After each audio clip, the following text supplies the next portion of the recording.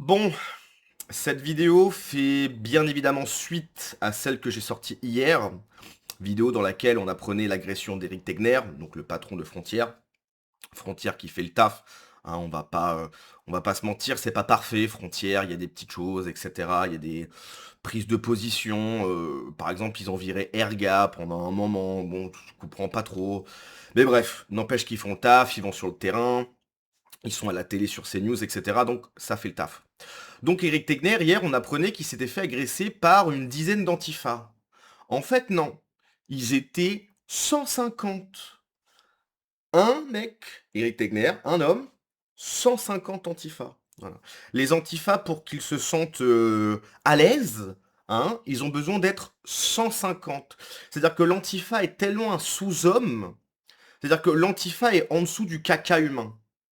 Toi, d'un point de vue du charisme, de la prestance, de l'utilité publique, toi, tu as le caca, ce qui sort de ton cul, et t'as l'antifa qui est juste en bas, si tu veux. Donc, ils ont besoin d'être 150 pour pouvoir impressionner, harceler, etc. Pour te dire la nature de l'antifa. L'antifa, qui, je rappelle, hein, le mouvement antifa est classé terroriste aux États-Unis, en Hollande et en Hongrie. Voilà, mais en France, ils ont le droit. Hein, la jeune garde qui avait été dissoute sous Retailleau, mais pas vraiment dissoute, hein, jusqu'à ce qu'il tue un homme. Voilà. Et là, ils ont dit oui, bon, en fait, on va peut-être faire quelque chose. Parce qu'ils ont tué, en fait. Ils ont tué. Voilà. Donc la jeune garde, qui est, je rappelle, qui était le service privé de la France insoumise. Hein, merveilleux. Donc, ces gens-là, peuvent toujours exister, se revendiquer antifa, ne pas avoir de problème. Voilà, hein, c'est-à-dire que voilà, ils peuvent menacer, pas de problème. Ils n'ont aucun souci. Que ça soit d'un point de vue de la justice, ils ne seront jamais condamnés. On va voir combien va prendre Jacques-Élie Favreau, là, le pote de Raphaël Arnaud, etc. Et puis d'autres. On va voir qu'est-ce qu'ils vont prendre. D'ailleurs, on comprend pas pourquoi c'est aussi long. C'est-à-dire qu'il y a les vidéos, on sait que c'est eux. Bon, tu les condamnes, tu leur mets 30 ans, et puis on n'en parle plus. Mais non, c'est la justice française, ça prend du temps, hein, bien sûr. Donc bref, info. Agression d'Éric Tegner par 150 antifas sur l'île de Groix, en Bretagne la nuit dernière. Je vous explique ce qui s'est passé après avoir consulté sa plainte déposée à 14h30 auprès de la gendarmerie et des vidéos de son téléphone. Hier soir, Éric Tegner était en compagnie de trois amis dans un bar nommé Les Garçons du Port, alors qu'il fait un tour de la Bretagne, dont il est originaire, en bateau. Mais à la fermeture, lorsqu'Éric Tegner et ses amis sortent du bar, un attroupement s'est déjà formé devant l'établissement pour l'attendre. La foule s'est agrandie jusqu'à atteindre 150 personnes selon une source de gendarmerie qui a consulté les caméras de vidéosurveillance. C'est à ce moment-là qu'a lieu une première prise à partie physique. Un individu réussit à lui arracher son téléphone, mais Eric garde la main dessus, ce qui l'empêche de le lui prendre. S'ensuivent plusieurs prises à partie physiques, des insultes et des jets de bière directement au visage d'Eric. Les deux amis d'Eric font bloc pour le protéger des plus virulents. La foule repousse alors Eric vers le port. Il le pousse contre un mur et lui saute dessus. Certains envisagent de le pousser à l'eau. Deux locaux se sont également interposés. L'un d'eux pour protéger Eric, l'a poussé en criant pars, ils vont te lyncher.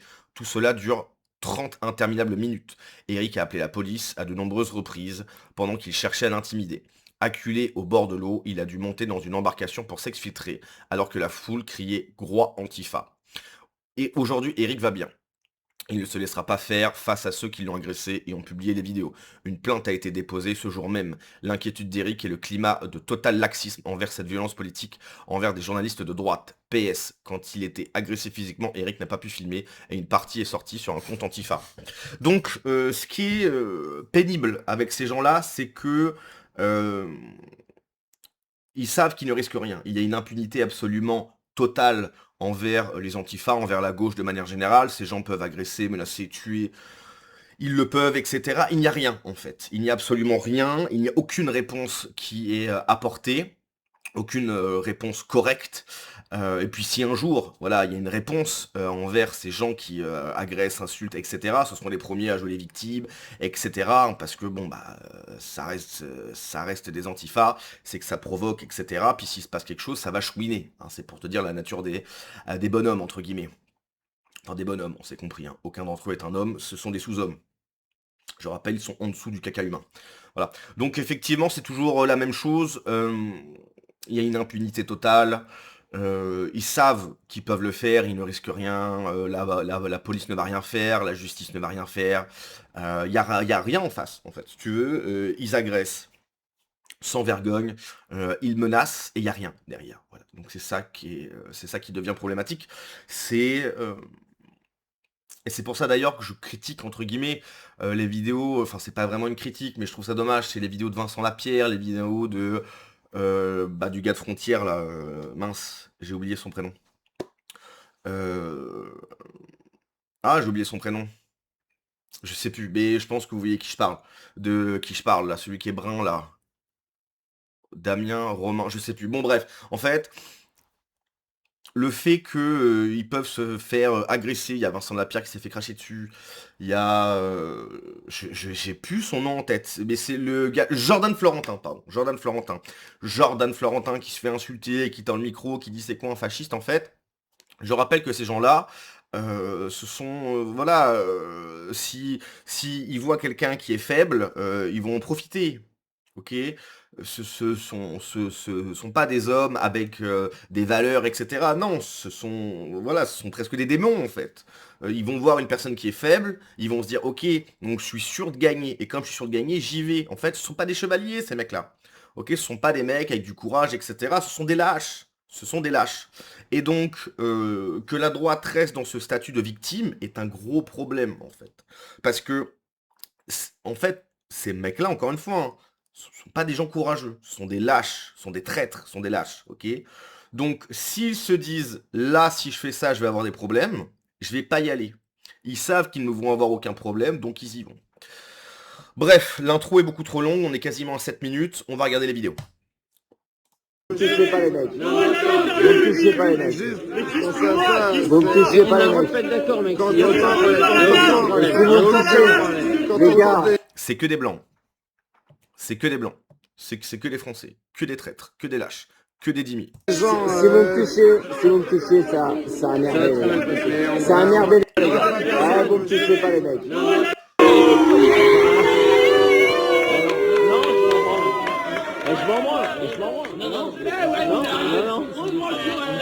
Bien sûr.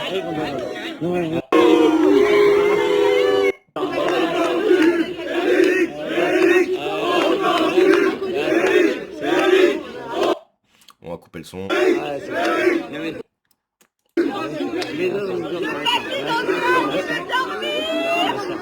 C'est que des blancs, hein. C'est que des traîtres. Hein. C'est que des traîtres.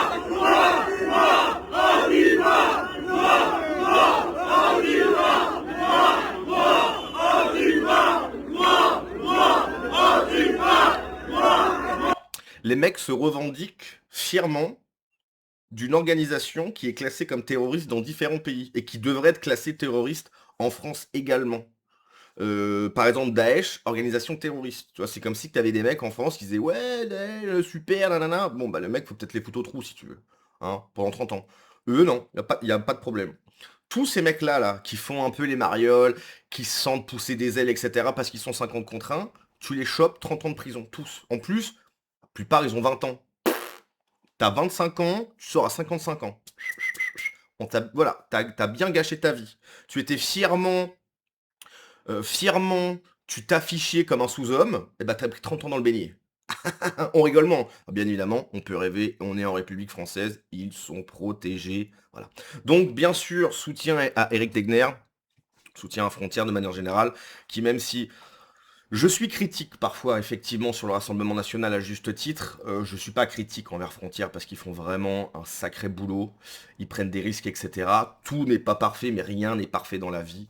Donc Frontières, oui, bien évidemment que c'est très très bien et que ça doit continuer. Ils sont sur YouTube, ils sont à la télé, ils sont, je crois même, ils ont une radio, si je dis pas de bêtises. Bref, je sais pas trop. Euh, donc voilà. Et quand tu vois qu'il y a cette réaction de taré, c'est que ça montre bien que ça les énerve, tu vois. Et c'est bien, c'est déjà pas mal si tu veux. Hein. On ne peut pas les laisser gagner, en fait. On ne peut pas laisser gagner les lâches, on ne peut pas on ne peut pas laisser gagner les traîtres. C'est pas possible. Ces gens termineront à la poubelle de l'histoire de France, et j'espère pour la plupart en prison, en fait. Tous, tous. C'est-à-dire que si on gagne vraiment, voilà, il faudra tout mettre en place pour que ces gens ne puissent plus jamais s'exprimer, ne puissent plus jamais prendre parti dans des partis politiques ou que sais-je. Il faut vraiment que tout ça, ça n'existe plus, en fait. Que les mouvements antifa n'existent plus, etc. Et que oui, que tous ceux qui ont participé à ça, qui ont sciemment décidé d'être des traîtres, bah voilà, 30 ans de prison, mais c'est très bien 30 ans de prison. Tu as été antifa, tu prends 30 ans de prison.